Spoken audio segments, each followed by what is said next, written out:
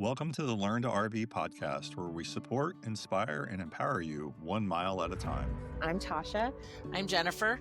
My name's Jennifer. Real life stories from real people living this gloriously messy lifestyle. Real unfiltered moments of the RV life. The realities of getting and staying on the road. It's all going to be right here. Hey there. Welcome. Welcome to the Learn to RV podcast, where every mile is a lesson and every stop is an adventure.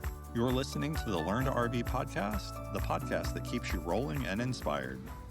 Welcome to the Learn to RV podcast. Today, we're talking about more than miles, finding your people. RV life is full of freedom, but it is the people who make it unforgettable. My name's Jen. I'm Tasha. And I'm Jennifer. We're so glad to have you guys all here today. So, community on the road is a big deal. And I want to start with my story because this is what not to do if you go full time on the road. And so when we hit the road full time, we actually went a full 2 years before we came across our first full time family. It's not because we were recluses and we were only parking in the boondocks or anything like that. We were in the campgrounds. We were going to popular places. There were campers everywhere, families everywhere, but we were not intentional about meeting anybody. We were in groups, all of the Facebook groups and stuff. We just didn't make it a priority or go out of our way to say, hey, we're here, come meet us. We're a little shy in those regards and stuff. So it was the first 2 years, it was a little lonely, but we were also living in vacation mode. So we were still having the time of our lives. But by the end of that second year, we knew that we needed to do something. We just weren't sure what. And so sometimes, God or the universe or whatever you believe in has this funny way of making things happen for you. We were actually boondocking in Quartzsite, Arizona, and I was with my parents. And lo and behold, a little bit later that day, there's all of these RVs showing up next to us. I don't know how many, 20, 30, 40. And they were all families, like right next door. And later on that evening, I actually met our first full-time family, and it was Jennifer. Well, I didn't realize that was your first experience, and I mean, yes. So in 2019, I ran an event for full-time families, and I insisted that it was a free meetup. And it was probably one of the only free meetups that full-time families has ever done. But we were in Quartzsite. It was like $40 to park there for 2 weeks. And I was like, no, we can handle, there should be no registration fee. Let's just meet up. Let's have a hangout. And Right. So the idea of hangouts back then was born off of this idea. Now they charge for hangouts because they do them at locations, but it was affordable. And so as people were passing through the area, the idea was that people could just come and go. And so, so Frank was actually working the RV show at that event. And when he came home that night, we had pulled in 42 rigs on top of the 2 or 3 that were already there, and that's over 100 kids when you figure out families and dynamics at any given point. But it was a week-long event of just hanging out and getting to know each other. And it was a unique event because it wasn't like, well, we did some hikes and stuff. It wasn't like primarily everything that happened there happened at the site. So inviting Very other casual. families, very casual. And I think that that's something that's lacking even in the RV community today, that the events and stuff a lot of times are so structured, even though you want to meet people, you don't have time to really connect with them. And so 42 is kind of like my max point for an RV rally. Personally, because I want to be able to meet everybody there. And so walking over to you, it made sense to me. Like you had little people outside running around. I was, watching my little people run around the desert as we were parking these rigs. And we parked different. We parked in a circle, rally style. And we had people back in because we had people that wanted to move out partway through the week. And so I didn't want to park in rows like a campground. And so what was great was we could make that community fire pit at the end of the night. The teens had their own fire pit. They named it Lloyd. And there's still, if you go to Instagram today, there's still an Instagram for Lloyd is Hot. That is the teens fire from that event. Yeah. It was a great experience, but definitely don't be me. Don't go 2 years before you start to make something happen. Tasha, I think you had a little bit of a different experience, quite the opposite of what I did. How did you start out on the road with community? Well, we didn't know anyone when we started, and we didn't know anybody living this life. And So when we got started, when we had been doing all of this research, we kind of stumbled upon some influencer videos on YouTube. And there was a group of influencers or an influencer community, I'll put it like that was getting together and they were going to be doing a rally in Florida. And I had joined the chat and had been talking to some of the people that were in there. And I was like, Matt, let's do this. Let's go meet these people that we've been talking to in the chat and let's just, let's not start out alone. Let's just go do this. So we went to this rally and we got there and there were a lot of people. I have never viewed YouTube the way that my teenagers view YouTube. And so I didn't understand what I was entering into when I was like, let's go to this influencer rally. But we got there and it was just something I was not expecting or prepared for. But this community was amazing and they had done rallies for a couple years together. Um and they had started out small and grown, and they were just kinda doing life together on the road and kinda getting together every now and then, and I remember there were a couple of them that came up to us and they were like, "You're new?" We were like, "Yeah, we're new." And they said, "Stick with us. We'll show you where all the good fires are, and, you know, we're the crew that stays up late. We're the ones that hang out when everybody else has gone to bed, like, you can come hang out with us." And we did, and we made some really, really good friends. We still meet up with them whenever our paths cross. They're amazing people, and, they're all ages. I don't think there was a single person there that was our kids' age at all. Mm. The people who were there, they just, like, took our kids in and they loved our kids. We joke that now, like, our kids have, like, 17 sets of grandparents because there were older adults that just, like, they just treat our kids like they're another set of grandkids that they have, and I don't know, it's just been amazing, and from there, we didn't have a set path to go. We weren't in our, membership for Thousand Trails yet.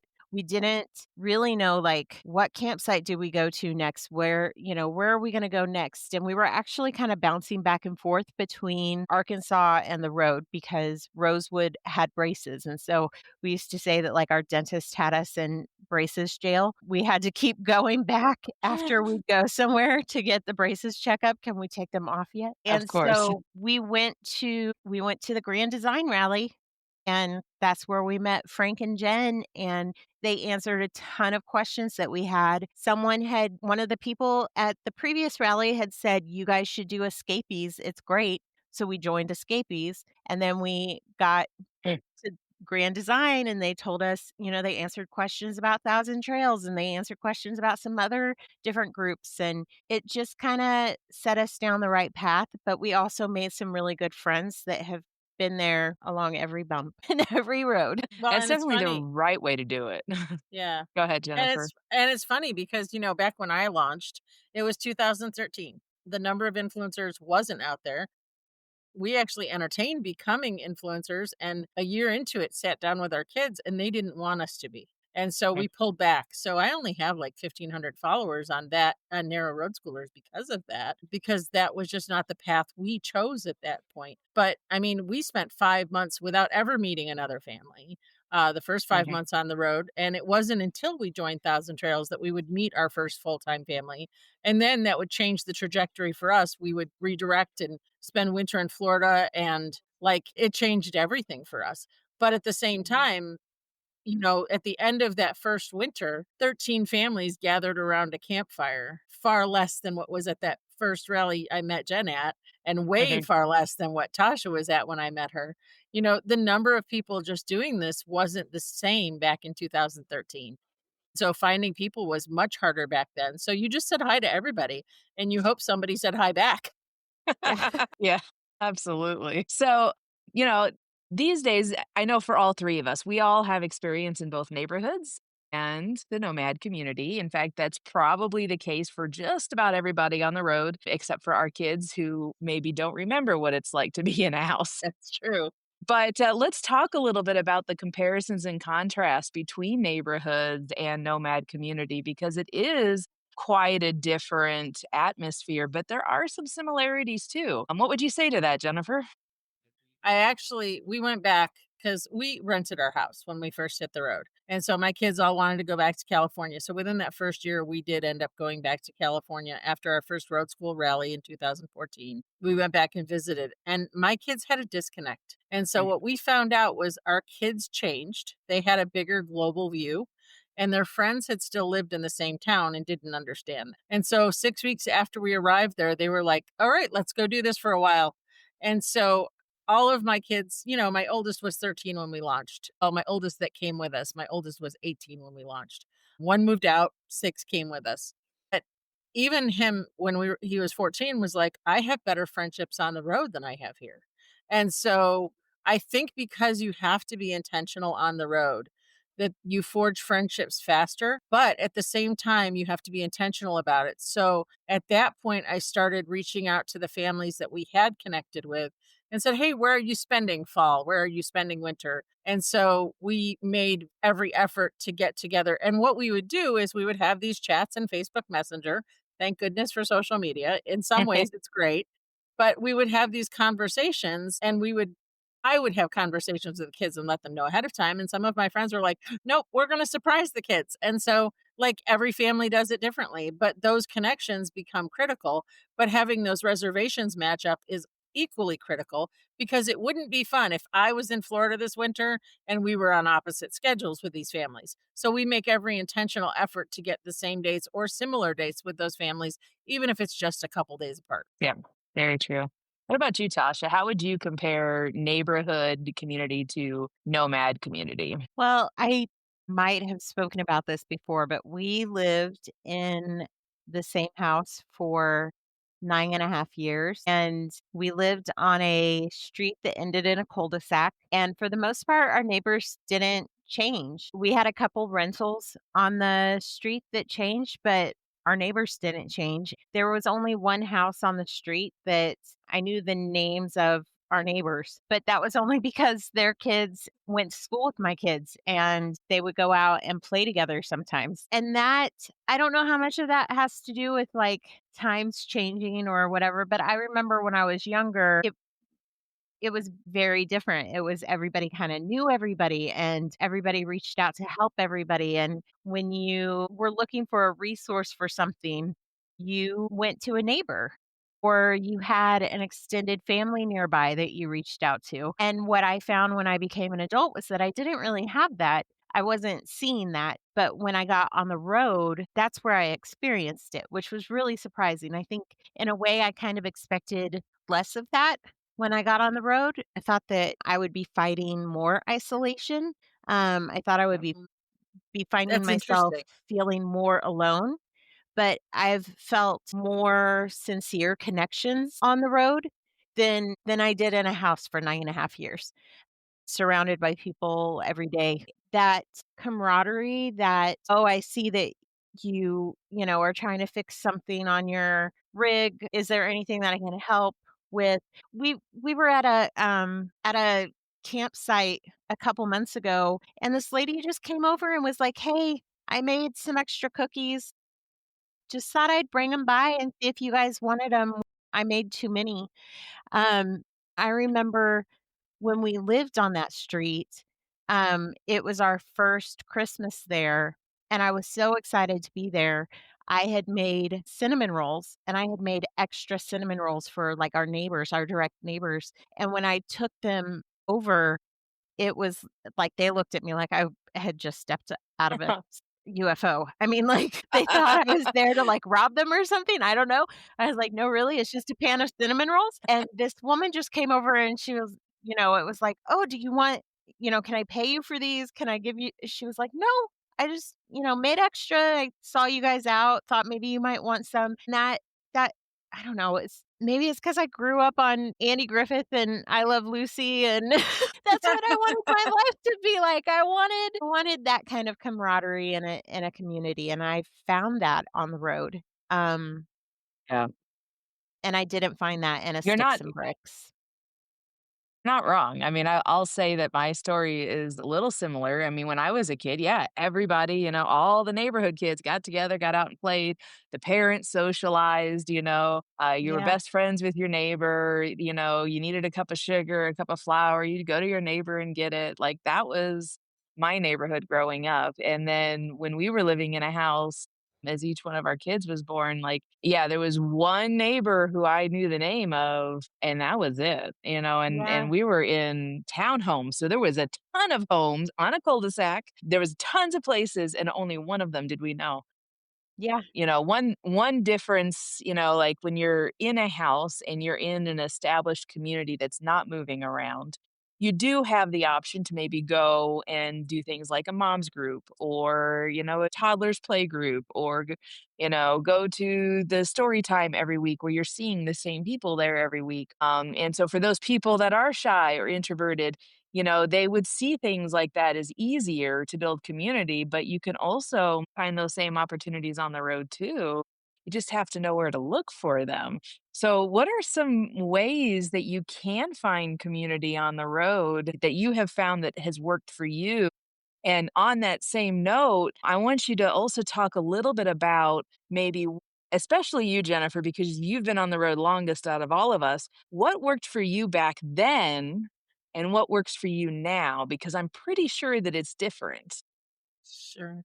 Yeah, so I'm going to circle back for just a second and say, with Frank being in the Marine Corps for 20 years, our house always changed. And Yeah. so our first rig, we had lived in that longer than we'd lived in any one spot in the country. And we'd lived in that for 3 years. When we upgraded in 2016, we kept that rig and we still own it. We just aren't traveling in that one. That one just moved to Texas. But we were in that for 8 years and nobody wants to get rid of Wallace because that is the house they've lived in the longest. But Yeah. that being said, we were used to people ebbing and flowing out of our lives on a regular basis. So the military community is a lot like this. So I think for us, that's part of why this worked for us initially. Okay. And I wasn't just somebody that ever sat on the sidelines. We'd get to a new location. I'd join the homeschool group. If there wasn't one, I'd start one. Surprise. But I just don't sit on the sidelines well. I'm a leader just by nature, and if somebody's not doing something, I'm going to pick up and do it. A friend of mine once said, to be a friend, you have to be friendly. So I work really hard at always being friendly to everyone no matter what. And I think that on the road your relationship with the community is based on where your location is. And so sometimes that community does have a lot of other traveling families, and other times like you that community can look very different with, older couples because we've worked camped before and stuff like that. So I think it's different Mhm. and changing and evolving. I do think you have to be intentional. That's the big one. So I don't care what group you join them all. Seriously. If you have the money to pay for every membership, go join them all because Yeah. it's okay to have a membership to escapees and FRVA and full time families and the Republic of Mhm. Nomads. And gosh, there's so many, honestly. That's just a handful of them that you could do. I'd love Mhm. for Learn to RV to have and host meetups someday down the road. I know that was Doug's vision originally with this. And so that may be something that somewhere down the line is something that can happen. I am a charter member of Full Time Families. I'm number 36. So Mhm. I've been doing it a couple days and it started in 2010, but it's been through 3 owners and it's changed over the years in terms of how it works. But, they have a family reunion every winter that sells out. And that may be a great way to meet people. But last year they had like 80 or 100 families. And I'm an extrovert and that would have been even overwhelming for me. So I like the smaller gatherings, 10 to 25 rigs, 42 is kind of my max. But I have run kids camp at Bash. Escapers has a event that is out in Lake Havasu every year. That's a great event to go get connected. And there's activities for the kids and things to do. And the parents, I mean, if you don't want to go to your grandma's RV rally, that's a good one. Mhm. Then FRVA is going to be more of an older crowd. I'd love to see that change. I'd love to open a chapter with Learn to RV and Road Schooling Resources at the helm of that. I'm actually going to be talking to someone this week that hopefully we can get that process started. But Road Schooling Resources, it's a free group. We own it with Learn to RV. And so there's a place for people to come in and connect right there. And so they don't have to have tons of money to join all the groups. there are ways to connect more organically. And there's lots of other ways too, but I'm sure we'll get there. Yeah, for Yeah. sure. So outside of rallies and groups, Tasha, what other ideas do you have for meeting people? Gosh. Well, this is not outside a rally or group. So I'm gonna break your rule and then I'm gonna go back to I'm gonna follow the question. But Okay. one of the groups that I had the pleasure of um just gracefully falling into through the first rally that we went to, I got introduced to an amazing couple that I'm actually going to get to talk to for our, spoiler alert for our Thanksgiving episode. They work with Lippert Serve, and there are a lot of RV family based or RV or based give back to the community type groups. And the couple that I met at the first rally we went to, they are very integral to Lippert Serve, and they helped us get plugged into that. And so we have gone to some of their events, and you can, there are groups like that that will, when they're at a campsite, they will say, they'll put up flyers or they'll get on Facebook or on the campsite's Facebook group and say, "Hey, we are coming together to cook some meals to take to the local food bank." Or we're coming together to put together some backpacks to take to local kids that are in need. If anybody wants to join us, we'll be in the clubhouse Saturday at 2, and they'll blast that out so that anybody who wants to come can join. And then if you have a mind or a heart for giving back to the community, you've just met up with your tribe. It's so easy. Yeah. So, one of the ways that I recommend getting involved and finding your community is checking the Facebook groups of the campsites that you're going to, looking at the bulletin boards when you get to a campsite. If you know that you're going to be at a campsite, check out their event calendar in advance, because sometimes those types of groups will let the campsite know in advance, "Hey, we want to do this." And the campsite will put it on their event calendar for them. So you can find out before you even get there and you can be planning. There was one event we went to, we gathered like toothbrushes and toilet paper, and we had like a whole thing in our underneath our bed in our bedroom. Like our storage space became what goes to um, you know, to the giveaway stuff. And we just for a few weeks, we just as we found things on sale, we grabbed them and put them under there and stored it so that whenever it came time for that gathering, we had things and we just took them all out there. So there are ways that you can find your tribe that way. And that I think is such a important way because, in the same way that like there's the don't leave a trace when you're like camping or whatever. I think it's also Hmm. important for us to remember to give back to the communities that we're in when we're camping. I think Yep. sometimes RVers get a bad Agreed. rep in the communities that we stop in, um, especially when we're camping in like smaller communities. There's a campsite in Georgia that we love, but their town is very, very small, and this campsite is very, very big. And when they were putting it in, the town actually was like up in arms about it because they thought this is going to bring in a bunch of nomadic, transient people, and it's just going to destroy our town. And what ended up happening instead is the people who have been coming through this campsite have actually been pouring into the town. They've been pouring into the economy. They've been giving back Yep. to the community, and it's really like built up the town a lot. So I think sometimes it's just good to give back. It's good for our soul, it's good for their soul. So I don't know. Absolutely. I just got on a And It's if a great way you're to tangent. get a great Sorry. way to get connected. That's okay. And Yes. if you're a Christian on the road, there is a group called Gathering of Nomads, and a lot of times you'll see their signs and it says, "How can I pray for you?" And so they are a newer group that's just gotten Mhm. started, but if you're a believer and you are looking for community like that, they are mostly family oriented, but they are very biblically based. And so there are faith-based groups out there that if that's what you're looking for too, there's also those. They're maybe a little bit harder to find. One of the things I tell you is that's why we created a Facebook group for the podcast. ask your questions there. We are Yeah. all Yep. there, and we have a lot of community that can help you get connected. And I think that's critical in finding longevity in this lifestyle, because most people don't make it more than 18 months on the road.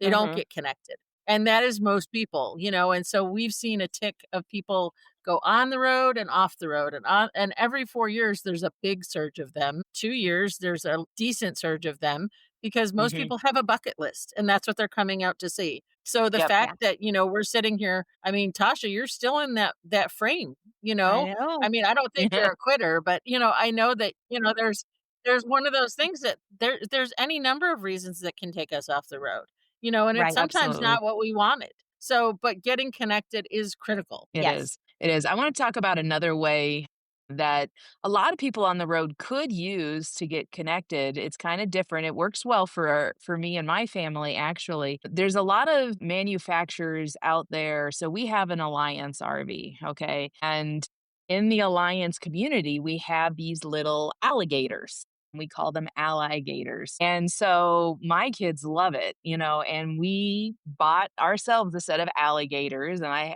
designed and attached a little card to it, introducing our family. And so anytime we see another alliance in the campground, it's like, oh, let's get our alligator. And we go and we deliver it to them and we get to meet them. And sometimes it's nothing more than okay, thanks, goodbye.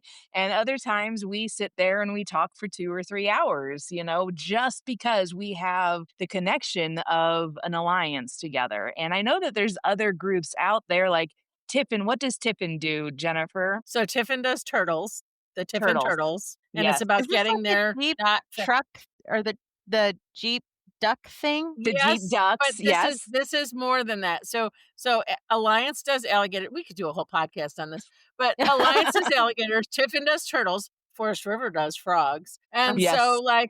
I mean, those are the big ones. Grand Design, sorry, Tasha, they don't seem to do anything big like that. But I'm here next week at the Grand Design Rally, though. I'll ask them if time they to have a start mascot. something. Yeah, I because that'd will be tell fun. you, I have not seen a mascot, but I will tell you what they do. The clicky light. Well, the clicky lights are fun, but there have been some black Grand Design floor mats that Grand Design have Yes. they've Yes. handed those out in the past. And so if you've gone to a rally, you may have gotten some extra ones. And what I've seen happen are people will come up to other Grand Designs that they see at a campground that doesn't have one, and they'll take them a new one and just say like, welcome to the Grand Design family, and have a floor mat. So Welcome to the family. Yeah. yeah, so I always thought that was really I know the cool. Grand Design family's tight. Yeah. Yeah. Yes. Yeah, I know the Yeah. it's Grand just Designers are different. tight. But there's a secret one. So Grand Design, we got one because we attend enough Grand Design rallies as a vendor. But they have this light that you put in somewhere. I don't know, Frank does it.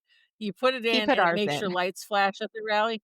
And Yeah. so so it's just a fun little tool that, and you're sitting there and all the rigs are flat. It's silly, but it's Yeah. fun. But that's what camp life is about, right? So Mhm. I mean, Right. it's like being part of and there's no in and out club. That's the nice part about it is, if you own that brand, you're part of the club. So that's why brand rallies are fun. They may not be Mhm. all the Yep. families, but they're fun. This Yep. is our For sure. first For year sure. not at the Grand Design Rally, and I'm Oh, genuinely bummed, like, that we're not me too. there. I've got some serious FOMO happening right now. But no, there is something to be said for rallies. My son's gonna kill me for saying this, but, we went to Bash. And Frank, we went to Bash. They were like, "You've gotta come, it's fantastic." That was, like, the first thing that I think Frank said when we were up on that roof. That was And my first bash, just in case yes. you wanna know. I'd never It was gone. so great, and there are so many things where it's like, every night is a different theme. Every day there's a different thing Yep. where so if you like to get involved in wacky kooky things, like, Bash is your place to be, right? So, it's been a hot minute since we've been to Bash. We didn't get to go to the last one because we were on the wrong side of the country, and so this last February, we were actually at Mardi Gras. Which PS, Mm. there is family safe Mardi Gras. Just wanted to, like, let people know because some people don't know that. I had a whole I may just say, "Let's do a podcast on Mardi Gras," because people just don't know. But, we were at Mardi Gras, We have a sponsor we can and talk about for that one. I love Mardi Gras. It's so fun. So we're there, and my son is in the store, and they sell like the most amazing costumes for Mardi Gras. And David said, "Mom, look at this jacket." And it is literally a full sequin jogging jacket. It's purple and gold and green, and it's like it's something. And he was like, "I need I need this jacket."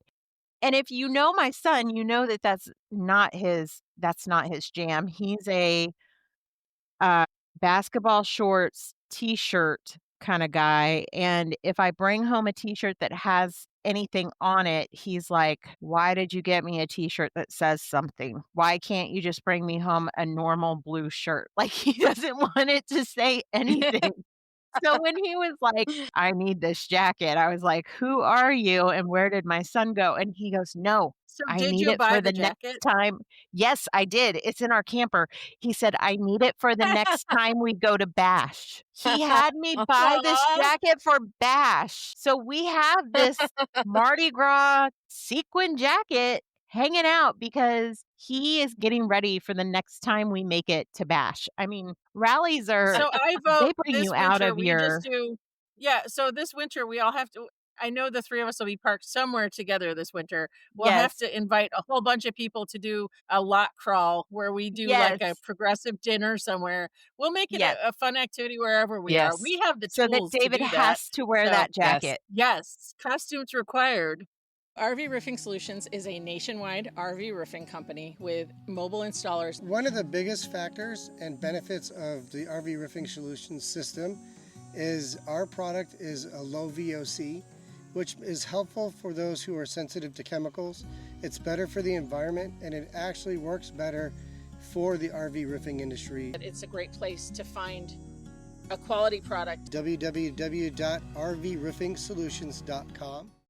So let's talk about let's kind of reverse the role a little bit because a part of this community and when we're on online groups and stuff, sometimes you actually meet the people online before you actually meet them in person. Like Tasha and I've never actually met in person before. I We've met know. digitally online and we're going to get to meet in real life later this winter, but that is Yeah. another way of making friends.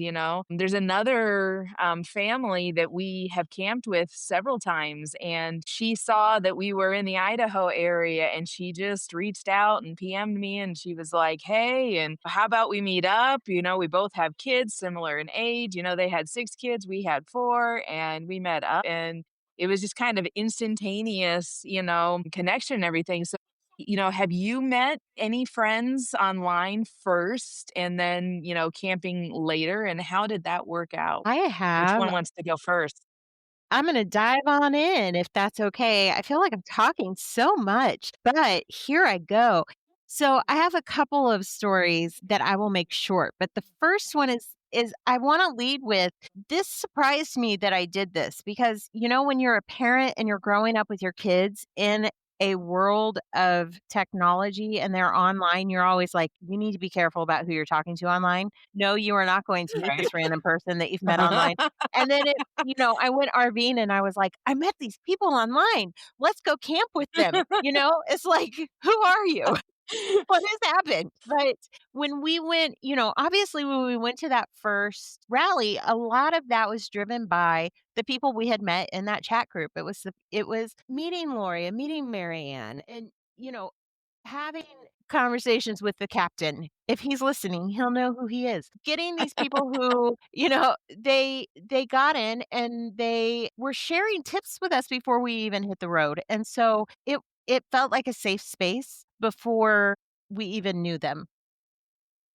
Mhm. And then the other thing is on the Learn to RV site, we just did the amazing scavenger hunt that was so much fun in July.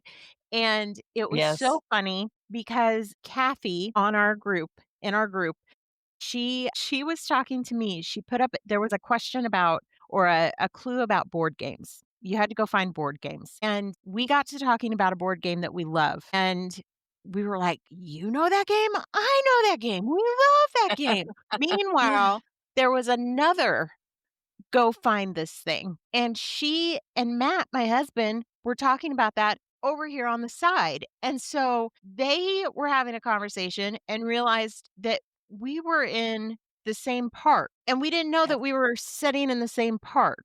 And she didn't That's realize. happened to me too. Yes, and then Yep. she didn't realize that we were married, and so she was having a conversation with me going, "We've gotta get in the same park so that we can have a board game day," and then I was like, "Oh my gosh, we are in the same park because you're talking to my husband over here," and we are, so we went and met them. We had board game night, and then while our RV was getting fixed, we invited them out to the Airbnb that we were at, and, we had dinner and did board games, and the kids hung out, and but that was another one of those, like, we met through the Learn to RV scavenger hunt, and Yeah.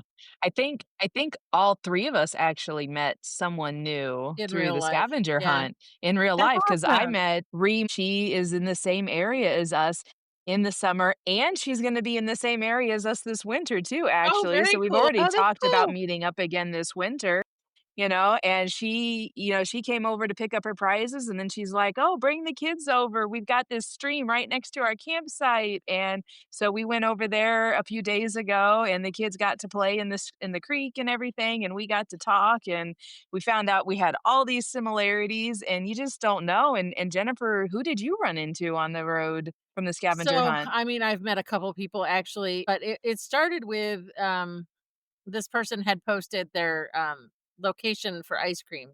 And it was in the same town that Frank had left me in when he went off on this big long run with the boys this summer. And so I was like, huh, I wonder. And then I took a picture. Somebody said, I don't know what a Class Super C is. And so I went and took a picture with a Class Super C in the park, and we were at a KOA.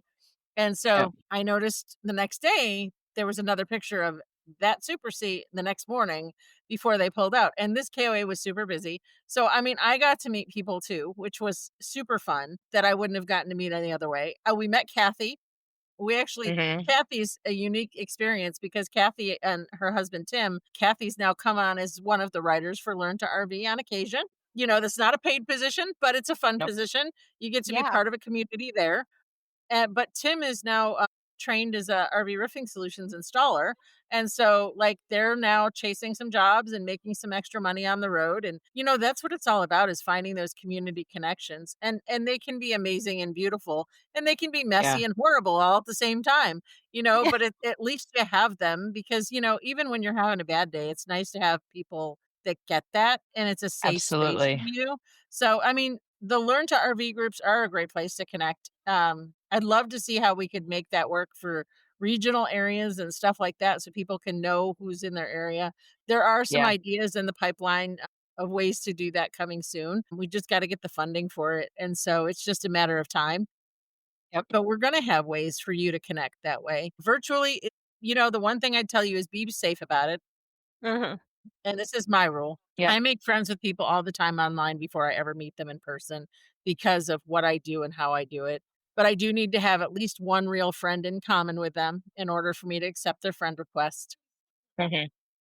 And I think that you have to go look at their profile and know that they're a real person, and, it's just being smart about it, right? You don't give them any personal information. We don't post our stories in real time. Even now, we're pre recording these episodes. So, you Mhm. won't be where you are right now by the time this airs.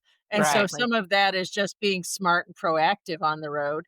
And so that's true of our travel schedule, except mine, because you can go to RV Roofing Solutions and see my entire travel schedule. But at the same We're gonna time, the cut that weeks that out. we're off, No one needs to know that.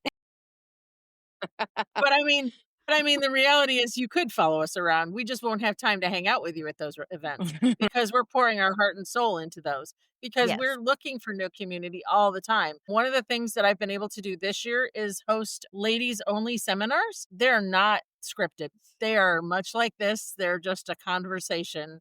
And are never the same twice because it depends on what you ask me as to what we're going to talk about. So sometimes we're talking about gear, sometimes we're talking about ladies driving, Sometimes we're talking about why ladies don't want to drive. Sometimes Yep. we're talking about how to get our husbands to pee in the toilet after they've had 5 beers.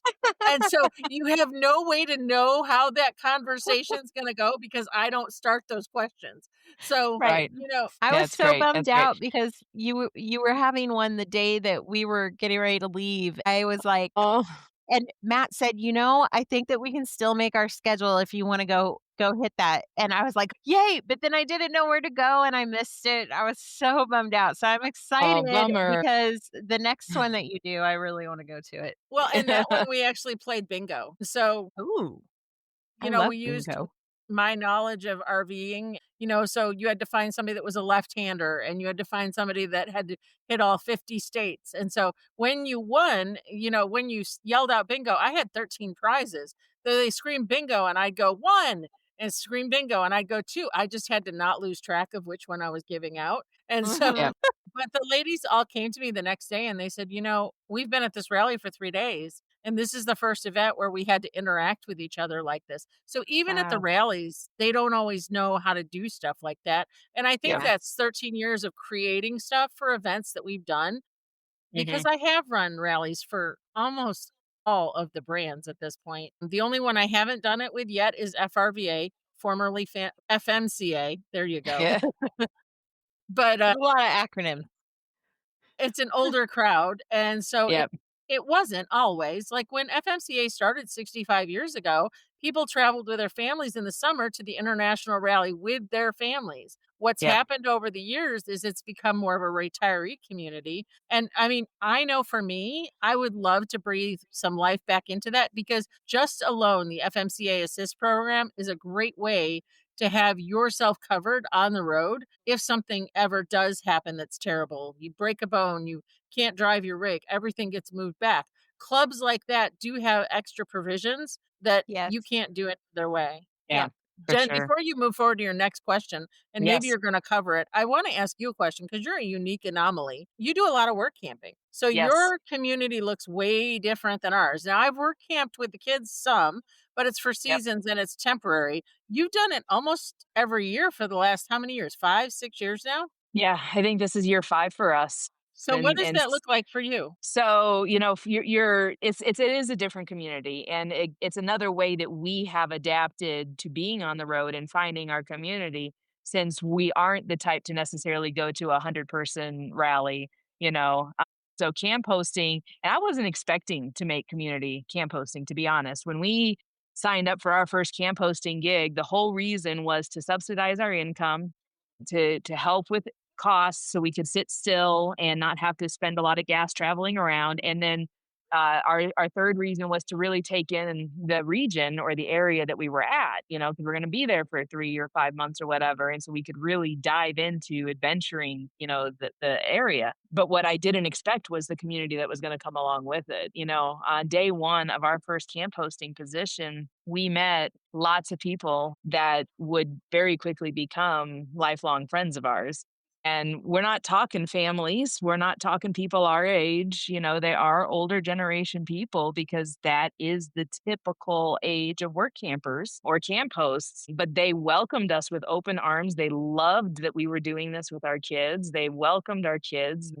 My kids have a lot of honorary grandparents now that, everywhere we go, and several of them keep up with us even when we're not camp hosting with them.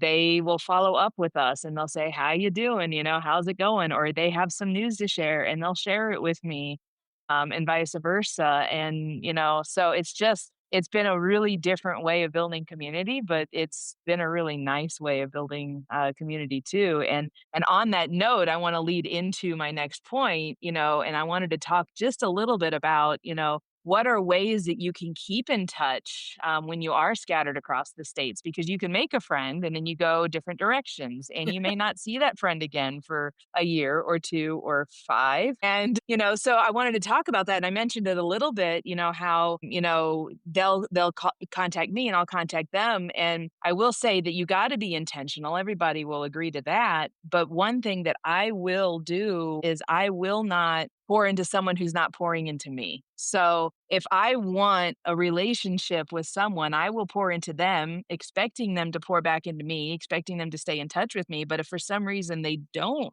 stay in touch with me, a lot of times then I'll back off because I'll figure, well, they've got other friends or something. And then I'll just find that next person who I can pour into who does pour back into me. And then, I kind of maintain that relationship. But on the other side of that, this other friend of mine, she's not an RVer, but she has come to see me several times in several locations that we've been because she decides she's going to take a trip. And one of the first things she does is, "Where are you right now?" And I'll be like, "Well, I'm over here." And she'll be like, "It's on my way." And she'll stop and she'll make this special trip just to see me. And, we may not have talked for 6 months, but we pick up right where we leave off every single time too. So there's kind of two different aspects to that. Your distant friendships sometimes, got these great, unique characteristics to them. But what is some tips that you guys would say that helps keep you in touch with people as you're spread out across the states? I use several different apps to keep in touch with some of my friends. So, one of my friends, Nikki, she is not an RVer, but we have been friends. We've known each other since I was about 19. So, we've known each other for a long time, pre Mhm. marriage, pre babies, everything. And we use Marco Polo to talk to each other. So, we send videos to each other. That has helped a lot over the years when Matt and I have moved or, now that we're on the road, that helps a lot. I have a friend, Lucy, who lives in England, and we use WhatsApp because I can chat with her on WhatsApp. We can have phone calls, we can have text messages, and it doesn't cost anything more Mhm. than if I was just using my telephone, which is really helpful. And so, I've known her for 8 years now, and that's how we've been able to keep in touch. And if it wasn't for WhatsApp, we'd be relying on things like Facebook, and I don't think it would be the same. There are social media apps that are helpful, but sometimes it's just, like We you were use saying, one. sometimes it's yeah, sometimes it's just being intentional with, hitting people up when you're in different areas. And I Yep. try really hard to build friendships that are like that, where if we're apart, it's okay because when we come back together, there's not like an expectation of the other one where Yeah. there's like hurt feelings that we were apart. We know we have an understanding that like Right. our lives are moving and we have responsibilities. And so, for example, if Nikki and I don't see each other or talk for a couple months and we come back together, we just pick up because we know that the other one is crazy busy. What about you, Jennifer? What are some ways you have found to stay connected? So I'm probably going to end up repeating something she said. But It's I okay. mean, one of the things that we do is we have group messenger chats on Facebook. And so I have one that's called We Have Dogs. That's a 7-year-old chat. And the reason we had it is because it was two families that had dogs. So, we would go out and walk our dogs together. And so Matt and Kara are good friends of ours. It's one of those things where, we've maintained that friendship. Do we message each other all the time? I mean, yes and no. Sometimes it's just a meme popping through. I mean, sometimes it's just silly. It's not just about being intentional. It's about being actually it's more than intentional because to keep those friendships alive and growing. Tasha and I have one where our husbands are both involved in that chat as well. And Mhm. so we have dogs. We traveled with this family extensively. So we even have kids in that chat that are teenagers and Yep. adults because they would be passing the messages on travel day to us. Hey, Matt and Kara got off at exit 69 to fuel up. They're going to be a couple hours behind us today. And so it was also a place where we could, have that extra community on travel days where we could, if we were traveling together. So I have travel chat groups that are 12 people, usually 4 or 5 couples max, Mhm. just because, you want to know the people you're traveling with. I Yep. Mhm. don't recommend group chats for rallies, and I know it's been done. No. The problem with that is you get into a group chat with 42 people, you have no idea who they are, and Yeah. inadvertently something almost always goes wrong. So group Right. chats are great, but I think that, those types of chats there's a place for them. Full-time families does do, location specific chats for a lot of the Yep. parks that you're going to. That's great, but you have to be a member to be in them. There are still a lot of chats in those parks that are free through the Republic of Nomads and private groups. You just have to ask people. Some of us are in all of them. And so, because I do think that finding community should be accessible on the road. And so if you're going to a potluck and you notice the people next to you, there's 2 sites between you, ask them, "Hey, are you doing anything tonight?" Just make sure we went to church for a lot of years, so I always bring enough for us and one more family. And so I always, have extra. And so I Yep. think that, taking the time to do that. I use Marco Polo sometimes. I thought it actually died out until this year, so I'm learning. But there's, you can email your friends. It's less personal that way. Yep. But, being intentional about finding that community, it's not easy. It's an extra effort on your part. And if you're willing to put in the time, somebody's willing to do it. The thing is, you said you don't invest in people that don't invest in you. I'm the crazy person that does it with everybody. Yeah. So, it's not always reciprocated, but It's sometimes not. it's not about that for me. It's about connecting them to somebody that is the right person for them. And so, being a connector myself, that's, part of my equation. And so a lot of times I find that I'm just there for a season and that the seasons sometimes change. And I just have to learn that that's okay on a regular basis. So sometimes I wish it was me. And then sometimes I, actually look back and go, you know what? This has happened for a reason. And that's okay. Yep. Absolutely.